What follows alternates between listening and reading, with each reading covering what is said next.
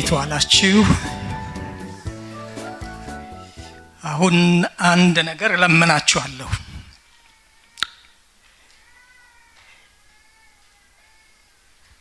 ረጋ በሉ።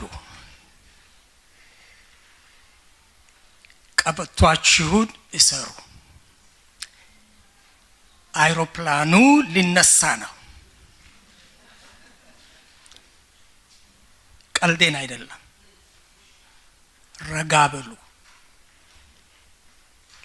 ለማምጣት ያሰብኩት ነገር አንድ ነገር ነው። እሷ እንዳታመልጣችሁ።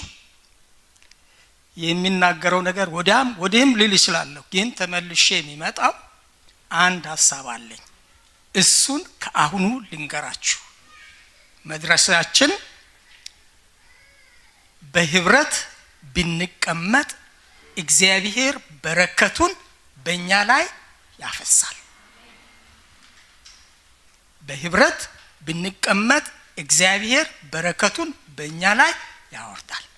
ይሄ ነው ለመናገር የሚፈልገው፣ ለማምጣት የምንፈልገው መልእክት ይሄንን ነው። እንዴት በምን ሁኔታ የሚለውን ነገር ትንሽ ለማብራራት ሞክራለሁ። የዓመቱ ዋና የስብሰባችን አርዕስት ኢየሱስ ክርስቶስ ህብረት ማድረግ እንደሚፈልግ የሚያሳይ ነው። ስለዚህ ጉዳይ ብዙዎቹ ጠቅሰውታል። ይህ ለዛኪዮስ ብቻ ሳይሆን ለእኛም የተላከ መልእክት ነው። ይህ ናፍቆት የዛኪዮስ ብቻ ሳይሆን የእኛም ናፍቆት ነው። ኢየሱስ ክርስቶስን ለማየት ፈለገና ያ ሰው ሮጠ። ቀጠሮ አልነበረውም። ጌታ ኢየሱስ ክርስቶስም ደግሞ ከሱ ጋር ቀጠሮ አልነበረውም። መጣ። ሲደርስ ግን አየው። ካየ በኋላ በስሙ ጠርቶ ነው። ሁላችሁም መላለም ዘኪዮስ ሆይ አይቼሃለሁ፣ ውረድ ና ውረድ። እኔ አይገባኝም። ዘኪዮስ ምን እንደፈለገ አላውቅም። ወሬ ሰምቷል። እንዲያው እንደምገምተው ወሬ ሰምቷል። ይህ ሰው እኮ ተአምራት ያደርጋል፣ እንዲህ ያደርጋል። ህዝቡ ይጋፋልና ማየት አትችልም፣ አንተ አጭር ነህና የሚለውን ወሬ ሰምቶ ይሆናል። አይ ዛሬ ሳያመልጠኝም ይሄ ሰው በዚህ በእኛ መንደር ሊያልፍ ነው ብሎ ሮጦ ሄደና ወጣ። ናፍቆት ያስፈልጋል። ጌታ ኢየሱስ ክርስቶስን ለማየት ናፍቆት ያስፈልጋል። ልምድ ከሆነ ይህንንም እናውቀዋለን፣ በፊቱኑ ሰምተናል የምትሉ ከሆነ አንዲት ነገር ሳትይዙ ትሄዳላችሁ። እኔም እንደዚሁ ናፍቆት እንዲኖረን ያስፈልጋል፣ ምኞት እንዲኖረን ያስፈልጋል። አለበለዚያማ ኪሳራው እኮ ነው። ዝም ብለን ሳምንቱ ሙሉ እዚህ ቁጭ ብለን ሳናተርፍ ብንሄድ ኪሳራ ነው። ናፍቆታችን ምንድን ነው? ጠርቶት ዝም ብሎ እንዲሁ ውረድ ብቻ አላለውም።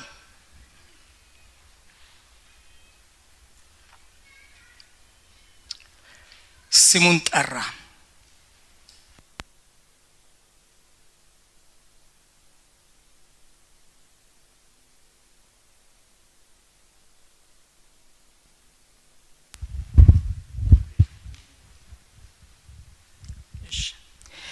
ዛሬ ለዚህ ቤት መዳኑ ሆኖለታል። የሰው ልጅ የጠፋውን ሊያድንና ሊፈልግና ሊያድን መጥቷልና አንድ ነገር አለ። ናውረድ ሲለው ዘኪዮስ ምርጫ ነበረው። አይ አልፈልግም፣ እንግዲህ በቃ አይቼሃለሁ ማለት ይችል ነበር። የፈለገው ሊያየው ነው። ጌታ ኢየሱስ ክርስቶስ ግን እሱ መዳን እንዳለበት ይህንን በረከት ማግኘት እንዳለበት ስላወቀ ከሱ ጋር ህብረት ለማድረግ ፈለገ። ናውረድ፣ ወደ ቤቴ ሊገባ ይገባኛል፣ ካንተ ጋር ደግሞ ህብረት ማድረግ ይገባኛል አለ። ይሄ ነው ዋና መልእክቱ ለዚህ ዓመት ኮንፈረንስ የተዘጋጀው። እኔ ግን በሱ አይደለም ትምህርቱን ወይንም የአሁኑን መልእክት የማቀርበው። እኔ የማቀርበው ደግሞ ወንድሞች በህብረት ቢቀመጡ መልካም ነው። እህቶች አላችሁ፣ ሽማግሌዎች አላችሁ፣ ወጣቶች አላችሁ፣ ሁላችንም አለን። በህብረት ብትቀመጡ። ኮንዲሽናል ምንድነው? ኮንዲሽናል መቀመጥን ይጠይቃል። መቀመጥ አለብን። ካልተቀመጥን በህብረት ካልተቀመጥን ደግሞ መቀመጥ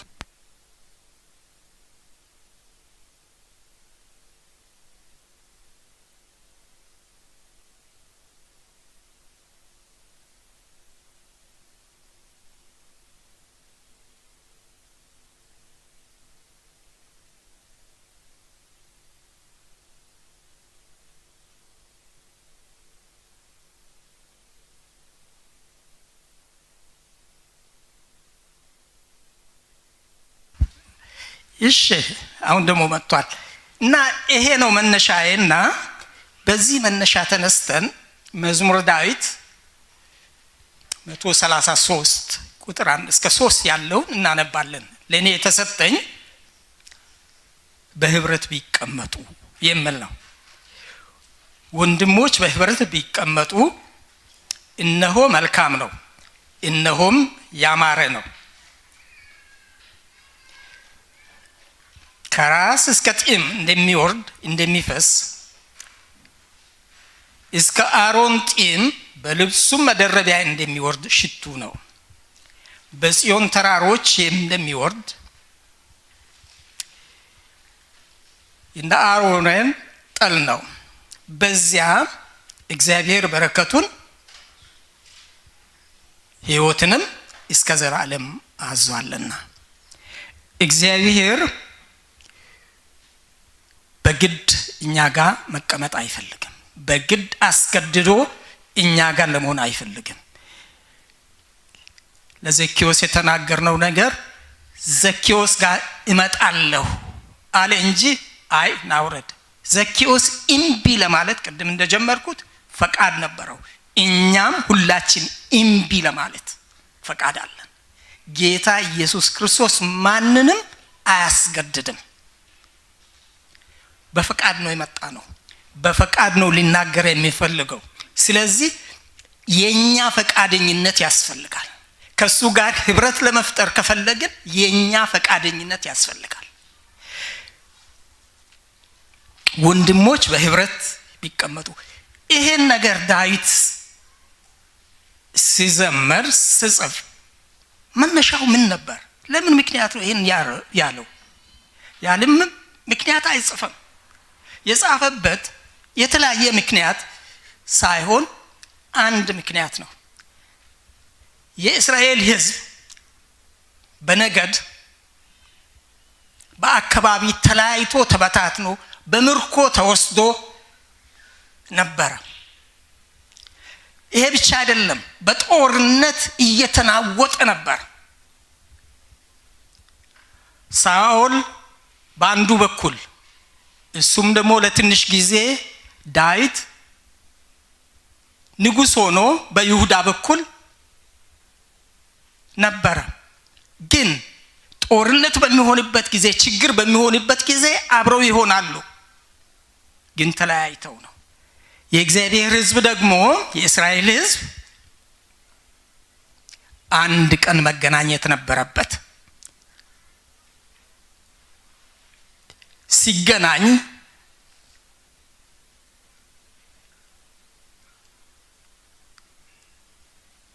ናፍቆቱን አሳየ። ያ ናፍቆት ምንድነው? ተበታትኖ ነበር፣ አልተዋወቁም።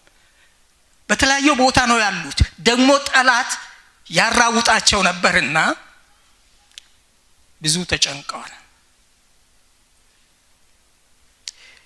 ለምንድነው ለምለው ምሳሌ ምንድነው ምክንያት ስንሰጥ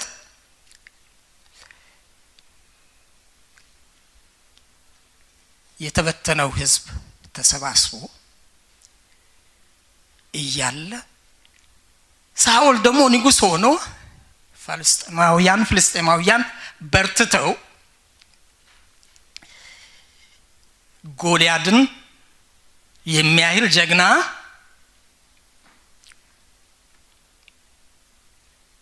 ሲያዩ ሳኦልም ሰራዊቱም ደነገጠ፣ ፈራ። በዚህ አጋጣሚ በዛን ጊዜ ዳዊት የበጎች እረኛ ነበር። ስንቅ እንዲያቀብል ለወንድሞቹ ስንቅ እንዲያቀብል ተላከ። ሲደርስ ሰፈሩ ተረብሿል። ፍልስጤማውያን እየመጡ ነው፣ ጦርነት ሊገጥሙ ነው። ያ ደግሞ ይዝታል፣ ምን ይላል፣ ግዙፍ ነው። አሁን መርበትበት ሆነ። በዚህን ጊዜ ዳዊት የእግዚአብሔር መንፈስ በውስጡ ነበርና ይህን ሰውዬ መዋጋት ይችላል። ሌሎቹ ያረባክተው አንተ ከዚህ ጋር ዞር ብል፣ ከዚህ እኛም እንኳን የምንችል አይመስልንም፣ ይህን ጋሻ ጦር የለበስን እኛም ሁሉ አንችልምና ዞር በል አሉት። አይ ባካቸዋል። ሳኦል ሰማ እና እሺ ተውት አለ። እሱ ያለው ቃል ምንድነው? ሰልፉ ለእግዚአብሔር ነው፣ ስለዚህ ይወጣለሁ። ትንሽነቱን እንድንቁበት አልፈለገም፣ ግን እግዚአብሔር በሱ በኩል አድርጎ ያን ታላቁን ጠላት አስወገደ። በዚህን ጊዜ የእስራኤል ሕዝብ በጣም ተደሰተ። ይህንን ሲመለከት አንድ ታሪክ ሆነ። የሳኦል ልጅ ከሳኦል በኋላ ንጉስ ሊሆን የሚችል ዮናታን ሳኦል እንደወደደው ሲያውቅ ልቡ ምን ይላል? አንደኛ ሳሙኤል ምዕራፍ 18 ቁጥር 1 ላይ የዮናታንም ነፍስ በዳዊት ነፍስ ታሰረች፣ ዮናታንም እንደ ነፍሱ ወደደው ይላል። ታላቅ ፍቅር ነው። ይህ ፍቅር ምን እንደሚያመጣ በኋላ ትንሽ ይጠቅሳለሁ። ጀግናው ተገሎ አገር ሰላም ሲሆን ወደ ሰፈር ሲመለሱ ደግሞ ሌላ ለውጥ ይመጣል። ሴቶች ይወጣሉ። በአንደኛ ሳሙኤል 18 ቁጥር 7 ላይ ሴቶቹ ወጥተው ሳኦል ሺህ ገደለም ወይም ሺህ ዳዊት እልፍ ገደለ እያሉ እየተቀባበሉ ሲያዜሙ ሳኦል ይህን ታላቁን ጀግና ያስወገደለትን ሰው ከማመስገን አልፎ አይ ጥሩ ነው ያላችሁት ከማለት በጣም ተናደደ። እኔን አዋርደው ይህንን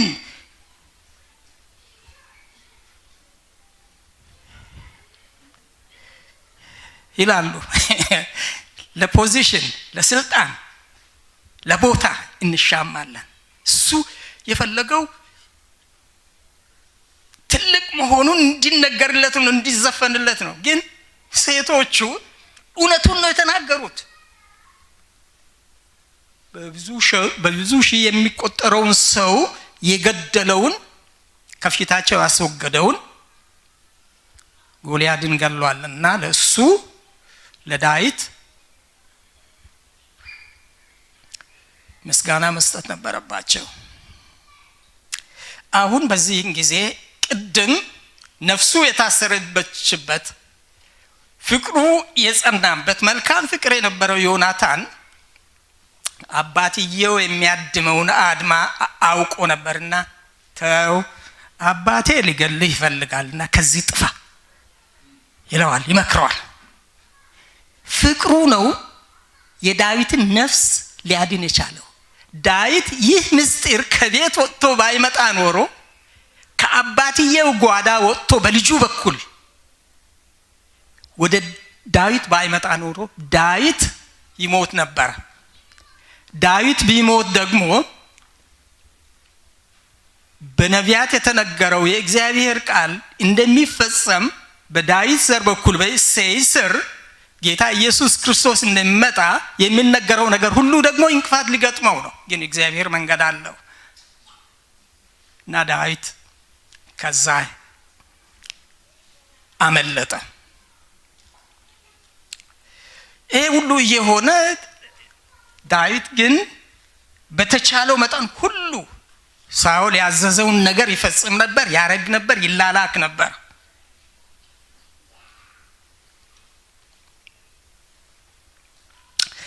እንግዲህ ይህ የዳዊት መዝሙር ከምርኮ ከተመለሱ በኋላ ሁሉ ነገር ረጋ ካለ በኋላ ይህን ሁሉ ካየ በኋላ ሁሉም አንድነት ተሰብስቦ ሲያይ እንዴት መልካም ነው! በህብረት መቀመጥ እንዴት መልካም ነው! ሁለት ነገሮችን እናያለን እዚህ መዝሙር ውስጥ። የእግዚአብሔር በረከት በሰዎች ላይ የሚወርደው በሁለት ሁኔታ እንደሆነ ያሳያል። አንደኛው በሽቱ፣ ሁለተኛው በጠል፣ በዝናብ እንዲሁም ደግሞ በሽቱ። ሽቱ እኛ የምንጠቀመው ሽቱና አሁን ዳዊት የሚናገረው ሽቱ የተለያየ ነው። እኛ ምን ተራ ነው። ያ ሽቱ ግን መልእክት አለው። ያ ሽቱ ግን ተልእኮ አለው። ያ ሽቱ ግን ማንም የሚቀባው አይደለም፣ ሁልጊዜም የሚቀቡት አይደለም። በአመት አንድ ጊዜ ለአገልግሎት ሲገባ ብቻ የሚያደርገው ነገር ነው። ይህ ከሙሴ ጊዜ ጀምሮ እግዚአብሔር ሙሴን አዞ ሙሴ ይህ ነገር እንዲደረግ እየተለማመዱት የነበረ ነገር ነው እና ይሄንን ነገር መልሶ ይጠቅሰዋል።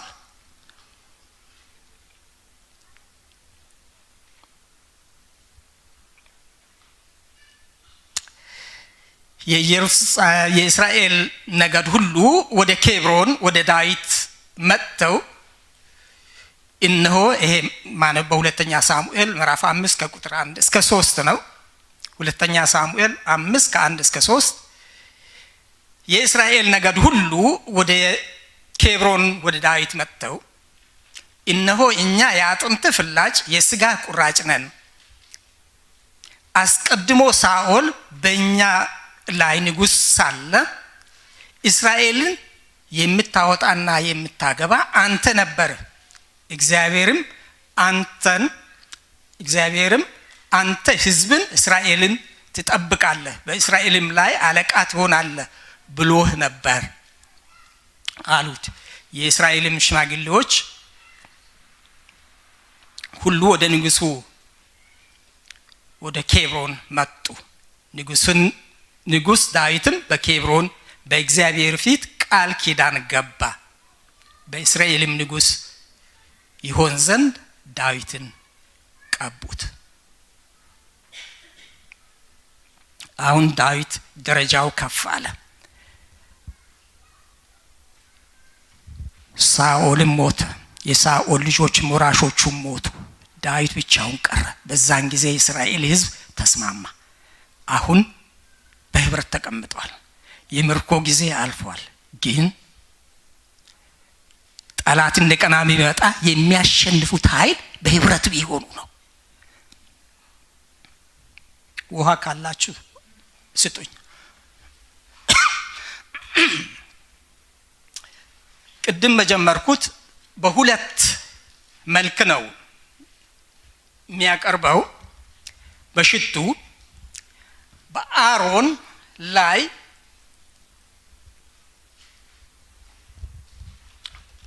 የሚፈሰው ሽቱ ለአገልግሎት ነው ብያለሁ ቅድም። ያ በሙሉ ሰውነቱን ያረሰርስ ነበር።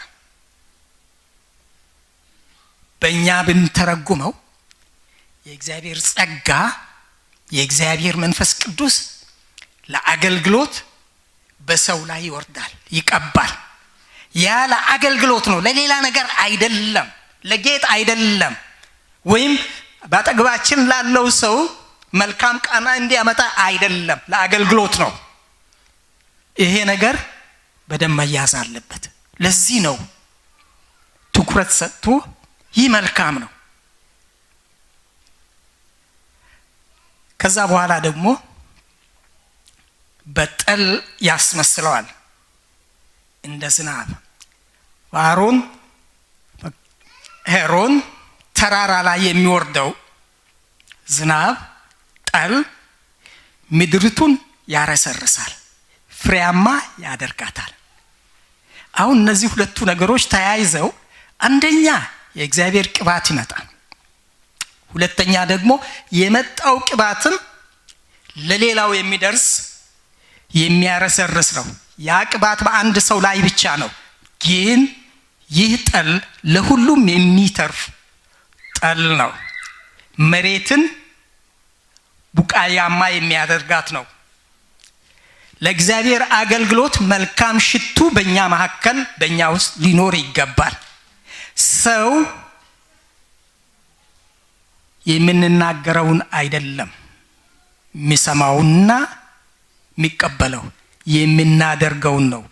ሽታችን ምንድን ነው? ምን ተነፍሰው ነገር ምንድን ነው? ሰው መልካም ነው፣ ይሄ የእግዚአብሔር ሰው ነው ይላል። ጠሉ ሽቱም መለኮታዊ ነው። ይህ መለኮታዊ ነገር በቤታችን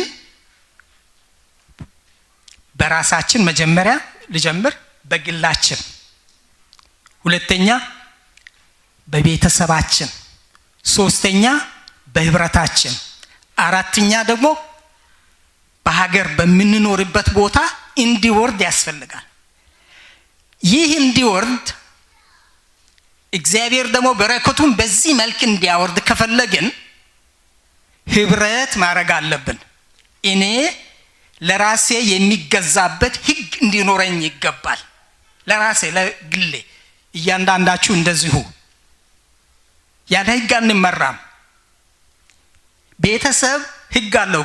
ቅድም ስለ ቤተሰብ ሲያስተምሩን የነበረው ሁኔታ ህግ አለን፣ ያልተጻፈ ህግ አለን ብለዋል። ያልተጻፈ ህግ አለ በቤተሰብ መካከል፣ ግን ያ ህግ ይገዛል። የእግዚአብሔር በረከት እንዲወርድ ያ ህግ መጠበቅ አለበት።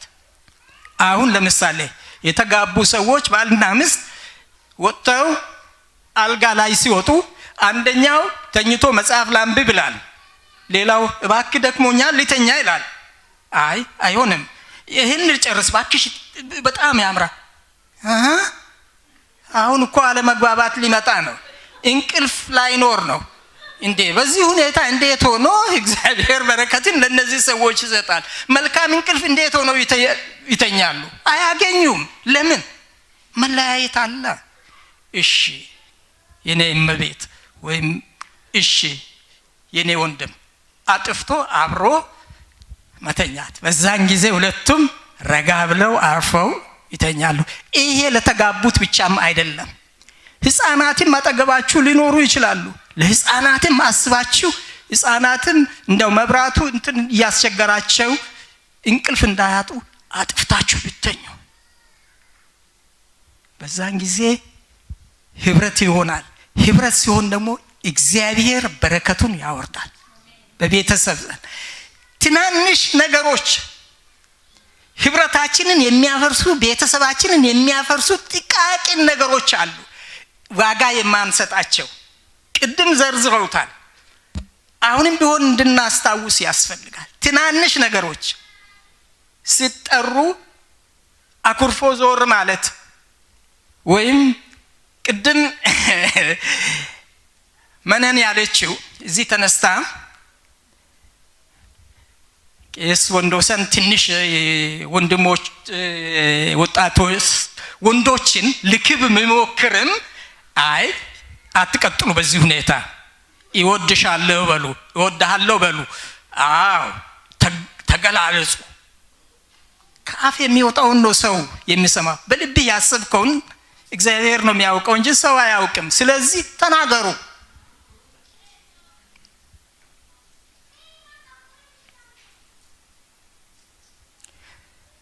መናገር ያልፈለኩት አንድ ነገር ልናገር። ቅዳሜ ዕለት ባለቤቴ በሽተኛ ሆና አንድ ቤት ነው የምትኖረው። ቅዳሜ ዕለት ብዙ አበባ ይዤ እርሻ ቦታ አለን ትንሽ ከዛ አበባ ቆርጬ ይዤ ሄድኩኝ ሄጄ አበባውን ሰጥቼ ተደስተን ምን ብለን ቡና አብረን ጠጥተን ለመውጣት ስል ይወድሻለሁ አልኩና ግንባሯ ላይ ስሚያት ዋው አለችና ተመለከተች አብረን አይደለም ምን ኖረው እና ልቤ በአንድ በኩል ሲደሰት በሌላ በኩል አዘነ ይሄን ነገር ብዙ ጊዜ በፊትም ደጋግሜ ቢል ኖሮ ጥሩ ነበር አልኩኝ አሁን በዚህ ሁኔታ መናገር ልታስረዳኝ የሆነውን ነገር ማድረግ አትችልም ቢሆንም ያ ፍቅር በግንባሯ ላይ የነበረው የኔ ከንፈር ተሰማት አለችና ሳቀች ትንሽ ነገር በቂ ነው እኔን በዛን ጊዜ ያስደሰተኝ እሷንም ልብ ያስደሰተ እንደሆነ አውቃለሁ እና ትንሽ ነው ብላችሁ አትው ትልቅ ነገር ነው የሚሆነው ለህብረታችሁ ለእምነታችሁ ለመለወጣችሁ ትንሽ ነገር በቂ ነው ብዙ ብትናገሩ ብዙ ብትለፈልፉ ብዙ ብትጸልዩ ብዙ ብትዘምሩ ግን ያቺ ትንሽ ነገር በስራ የማትገለጽ ከሆነ ቤታችሁ ይፈርሳል ባይፈርስም ደግሞ በሽኩቻ ትኖራላችሁ ያ ኑሮ ደግሞ ኑሮ አይደለም እኔ አሁን ብቻዬን ስለሆንኩኝ ደፍሬ መናገር እችላለሁ ሌሎቻችሁ ተጠንቀቁ አብራችሁ ያላችሁ ተጠንቀቁ ቅድም የተነገረው ነገር አብሮ መሄድ አለበት ያ ላለንበት ኑሮ ላለንበት ህይወት ዛሬ ይጠቅመናል እንዲሁ ሶሻል የሆነ ከዛ በላይ ደግሞ ለዘላለማዊ ህይወት የእግዚአብሔር በረከት ወርዶ ተባርከን የእግዚአብሔር ልጆች ሆነን ስንሞትም ደግሞ ከእግዚአብሔር ጋር እንገናኛለን እዛ ለመድረስ መቀመጥ ያስፈልጋል በህብረት መቀመጥ ያስፈልጋል ይህ ቤተሰብ ሲሆን ነው ቤተሰብ መካከል ብዙ ነገር አለ መጣላት አለ ይሄ ሁሉ በህብረት ተቀምጠን በህብረት ብናረግ ያን ህብረታችንን ከጌታ ጋር ያለን ህብረት ሊያፈርስ የሚችለውን ነገር መሸፈን ይችላል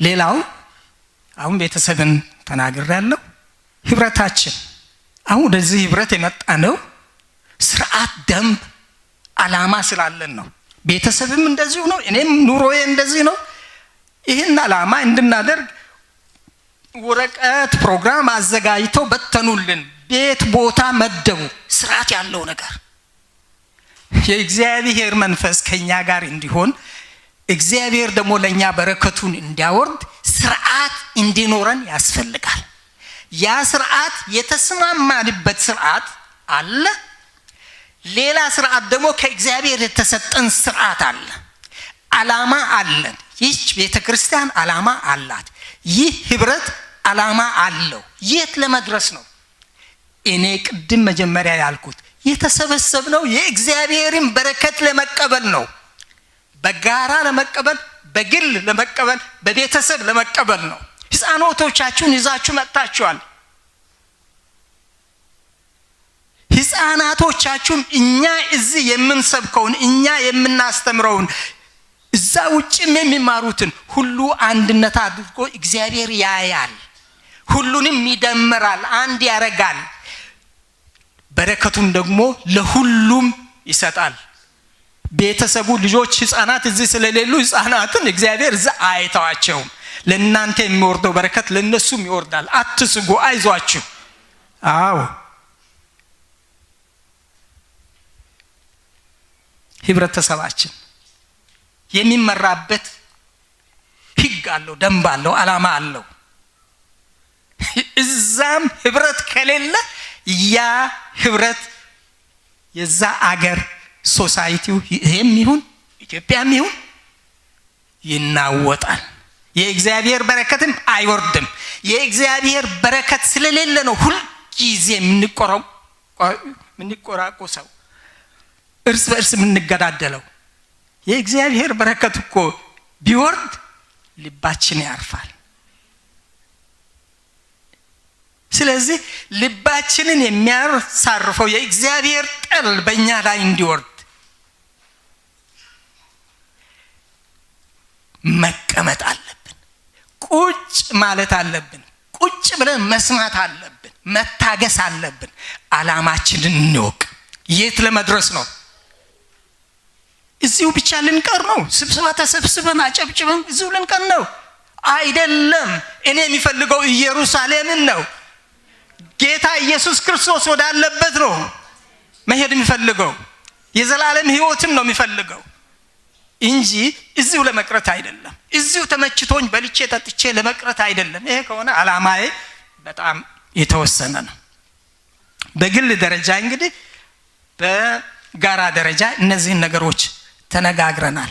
አንዳንድ ጊዜ በህብረት ስንቀመጥ ብዙ የሚያስቸግሩ ነገሮች አሉ። እየደከማችሁ ነው፣ እያየሁ ነኝ፣ ብዙ ሙቀት አለ፣ እኔም አራዘምኩ፣ እናንተም ትንሽ ደክሟችኋል፣ ቀደም ብላችሁ እና ግን አለቃችሁ መቼም እሺ፣ ብዙ አላበዛም፣ አሳጥራለሁ። በህብረት ስንቀመጥ የገባነውን ቃል መጠበቅ አለብን። ሐናንያና ሰጲራን ታስታውሳላችሁ? ሐዋርያት ተሰብስበው በጣም ደስ አላቸው። መንፈስ ቅዱስን ከተቀበሉ በኋላ ሁሉም ተመቻችተው መኖር ጀመሩ። አይ ከእንግዲህ ወዲህማ ብቻችንን መሆን አያስፈልግም፣ አረ ያለንን በሙሉ ሽጠን አንድነት እናርጋው። ተሰባሰቡ። ሁሉም የሚያስፈልገውን አገኘ። ሁሉም የሚያስፈልገውን ካገኘ በኋላ ተዝናንተው ሲኖሩ ሐናንያና ሰጲራ ደግሞ ትንሽ አድማ አደረጉ። እነዚህ ሰዎች አያዩም ብለው መሬቱን ከሸጡ በኋላ ሐናንያ አመጣና ገንዘቡን ሰጠ። የእግዚአብሔር መንፈስ ለጴጥሮስ ተናገረውና ጴጥሮስ ሐናንያ ሆይ በዚህቹ ብቻ ነው የሸጣችሁት አለ። እንዳላወቀ ሰው አድርጎ ትልቅ ፈተና ውስጥ ከተተው። እንደው ተቆጥቶት በል ያስቀራችሁትን ገንዘብ አምጡ ቢሉ እንኳ ይህ ሰውዬ ተርበትብቶ ቶሎ ብሎ ያመጣ ነበር። እንዲህ ካላደረክ ትቀጣለህ ብል ኖሮ አላለም። ጠየቀው። እንዴ ይሄ ነበር? ይሄ ብቻ ነበር? አዎ አለ። አይ የሸጣችሁትስ ይህን አይል አይደለም። ለምን ዋሸ? ለምን ደግሞ የእግዚአብሔርን መንፈስ አሳዘንክ? በሚል ሞት ተፈረደበት ወዲያውኑ። ማለትም ዳኛ ፊት ሳይቀርብ በተነገረው ቃል ብቻ ሐናንያ ወድቆ ሞተ። ይህን ምስጢሩን ሁሉ ሳታውቅ ባሏ ሄዶ ተቀብሮ ትመጣለች። እሷ ከ3 ሰዓት በኋላ ስትመጣ ተጠየቀች። እሷ አሁን ባልሽ ሞቷልና አንቺ ደግሞ እንዳትዋሺ አልተባለችም። ሰጲራ ምን ያህል ነበር የሸጣችሁት ብሎ ይጠይቃታል። አው ይሄ ነው፣ ሌላ ያስቀረነው ነገር የለም፣ ይሄው ነው ትላለች። አይ ለምን ተባበራችሁ? የእግዚአብሔርን መንፈስ ልትዋሹ ለምን ተባበራችሁ? በሚል እሷም ደግሞ እንደዚህ ሆነ። በህብረት መካከል ምን ለማለት ፈልጌ ነው? በህብረት መካከል መተማመን እንዲኖር ያስፈልጋል። አንድ ልብ እንድንሆን ያስፈልጋል። በዛን ጊዜ ነው እግዚአብሔር በረከቱን የሚያወርደው። አንድ ልብ ሲኖረን በያላችሁበት ህብረት፣ በቤተሰባችሁም ቢሆን የገባችሁትን ቃል አትለውጡ፣ ጠብቁ። እግዚአብሔር ቃላችሁን ሲጠብቁ እሱም ደግሞ ቃሉን ይጠብቃል። እግዚአብሔር ታማኝ ነው። ስለዚህ ወደዛ አንበል ወደዚህ አንበል፣ ብዙ ዝርዝር ምክንያት አንስጥ። እግዚአብሔር ያውቃል። ተቀመጡ ብሎናል። የእግዚአብሔር መንፈስ እያሳሰበን ነው። ብዙ ተምረናል እና ይህንን ነገር ለማድረግ የተለያየ ዘዴ ያስፈልገናል። ማለትም በህብረት ለመቀመጥ በአንድ ልብና በአንድ ሐሳብ መተባበር፣ የወንድማማቾች ፍቅር። ጥቅሶቹን አልጠቅስላችሁም አለ፣ ጊዜው እየሄደ ነው። አንድ ልብ አንዲትም ነፍስ እንድትኖረን ይገባል።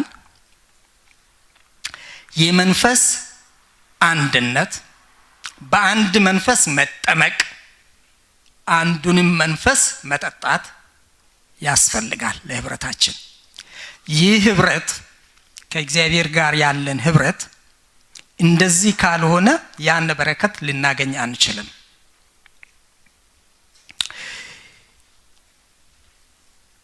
ጳውሎስ በቆሮንቶስ ላይ ሲጽፍ ፍጹማን ሁኑ፣ ምክሬን ስሙ፣ በአንድ ልብ ሁኑ፣ በሰላም ኑሩ፣ የፍቅርና የሰላም አምላክ ከእናንተ ጋር ይሁን ይላል። የእምነት አንድነት፣ የስነ መለኮት አንድነት፣ የዓላማ አንድነት እንዲኖረን ያስፈልጋል። ህብረት ካለን፣ ህብረት ለመፍጠር ከፈለግን፣ በአንድነት ለመጓዝ ከፈለግን የመጀመሪያ የእምነት አንድነት እንዲኖረን ያስፈልጋል። የእምነት አንድነት ከሌለ በአንድ ላይ መቀመጥ አንችልም። በአንድ ላይ ካልተቀመጥን ደግሞ የእግዚአብሔር መንፈስ በእኛ ላይ አይወርድም። ስለዚህ መያዝ አለብን። የስነ መለኮት ቴዎሎጂው እሱም ላይ ደግሞ መስማማት አለብን። አንዱ ወደዚህ ስስብ ሌላው ወደዛ ስስብ በረከት አናገኝም። ስለዚህ እንስማማ፣ ይህን እንተው፣ ይህን እንቀበል ብለን በአንድነት አጨብጭበን እንቀበል። በእሱ እንመራለን። ዓላማ ይኑረን። የት ለመድረስ ነው ምንፈልገው? ወደዛ ለመድረስ እንድንችል ደግሞ እግዚአብሔር ስለሚረዳን ዓላማችን እንወቅ። ወንድሞች ሆይ በአንድ ልብና በአንድ ሐሳብ የተባበራችሁ እንድትሆኑ መለያየት በመካከላችሁ እንዳይኖር በጌታችን በኢየሱስ ክርስቶስ ስም እለምናችኋለሁ ይላል ጳውሎስ። ትብብር ያስፈልገናል። ልጨርስ። በህብረት ለመቀመጥ የዓላማ አንድነት ያስፈልጋል። የመንፈስ አንድነት ያስፈልጋል። በህብረት ስንቀመጥ የሚወርደው በረከት ለሌላው ይተርፋል። ሌሎችም አይተው እነዚህ እግዚአብሔር የባረካቸው ሰዎች ናቸው ይላሉ። አሁን ብዙዎቻችን የምንናገረው በኢትዮጵያ ስለሆነው ነገር ስለ አብይ ስሙን ስናነሳ ምንድነው የምንለው? እግዚአብሔር የባረከው ሰው እንላለን። እኛ ብቻ አይደለም፣ እኛ ክርስቲያኖች ብቻ አይደለም። ምክንያቱም እሱ የሚናገረውን ቋንቋ እናውቃለን። እስላሞቹ እንኳን ይህንኑ ነገር ይመሰክራሉ። እምነት የሌላቸው ሁሉ ደግሞ ይህንኑ ነው የሚመሰክሩት። እግዚአብሔር የቀባው ሰው፣ እግዚአብሔር ለሰላም ያመጣው ሰው ይላሉ። ግን እግዚአብሔር በውስጡ ሆኖ እንዲሰራ እንፈልጋለን። ለሁሉም ነው በረከቱ፣ ለአንድ ሰው ብቻ አይደለም። ስለዚህ ምስክርነታችን እንዳይጠፋ፣ ሽቶአችን የገማ ሽቶ እንዳይሆን፣ ጠሉ ደግሞ የሚያረሰርስና ፍሬ እንድንሰጥ የሚያደርግ ሳይሆን እንዳይቀር አድራችሁን ህብረታችሁ በውስጣችሁ፣ በቤታችሁ፣ በህብረታችሁ እግዚአብሔርን የሚጋብዝ እንዲሆን። ዘኬዎስ ተባርኮ ነው ከዕዳው ነፃ የሆነው፣ ከሞት ነፃ የወጣው፣ ከፍርድ ነፃ የወጣው ጌታን ናፍቆ ናግባ ብሎት ነው። ስለዚህ እኛም ዛሬ መያዝ ያለብን የዘላለም ሕይወት ሰጪ የሆነውን ጌታ ኢየሱስ ክርስቶስን እንጋብዘው። ግን በህብረት እንቀመጥ፣ ተስማምተን እንጓዝ። የጌታ የኢየሱስ ክርስቶስ መንፈስ ደግሞ የምንፈልገውን የምንወደውን ነገር ሁሉ እንደ አስፈላጊነቱ ለሁላችን ይሰጣል። የእግዚአብሔር በረከት ለሁላችን ይደርሰናልና አደራችሁን ይችን ትንሿን ቃል ያዙና እስከምንጨርስ ድረስ ብዙ ነገር ተምረናል። እየደረብን እንሂድ እና ረስተን ደግሞ ከምሕረቱ እንዳያመልጠን እግዚአብሔርን እየለመንን እንቀጥል። አጭር ጸሎት ላድርግ። እግዚአብሔር አባቴና አምላኬ ሆይ በህብረት እንድንቀመጥ ስለመከርከን ተመስገን። በህብረት ስንቀመጥ ደግሞ ምን እንደሚመጣ አሳይተናል። መንፈስ በእኛ ላይ ይሁን፣ ጠልህ በእኛ ላይ ይውረድ። መልካም ሽቶ ለሌላው የሚተርፍ ለአገልግሎት የሚሆን ሽቶ በላያችን ላይ ይውረድ። ባርከን። እችን ምሽት ደግሞ ከኛ ጋር ሁን በጌታ በኢየሱስ ክርስቶስ አሜን።